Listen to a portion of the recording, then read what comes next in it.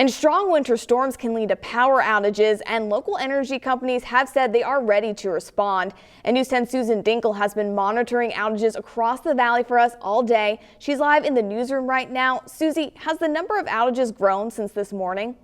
Good afternoon, Caitlin. Well, as of airtime, there are really no major jumps in power outages, which is good news unless you're one of the unfortunate ones and you're living without power right now. Since 3 a.m., I've been closely monitoring the outage maps for 6 power companies that basically serve the residents of the Wabash Valley. What I've been tracking are these small clusters, these power outage clusters, really 20 power outages or less in those clusters.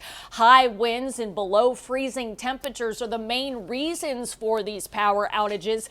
Understand that the strong winds we're living with right now, well, they can easily bring power lines down and tree limbs, which in turn is what cuts your power off. There's also an increased demand on the power grid because temperatures are just so very low. It's dangerously cold outside.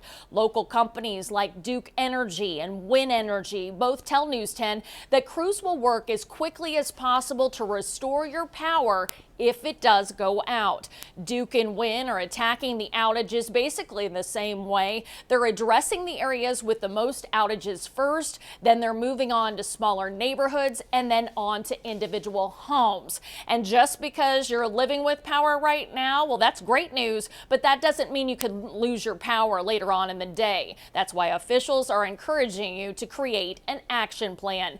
WTHI-TV.com is a great resource for power company information. When you go to our website, go to the resources tab at the top. There'll be a drop down. There are several website links. There's phone numbers, and also you will find those interactive power outage maps that you can follow. Again, no major power outages to report to you at this time, but of course News 10 will stay on top of this story and keep you posted. Reporting live from the newsroom, Susan Dinkle, News 10.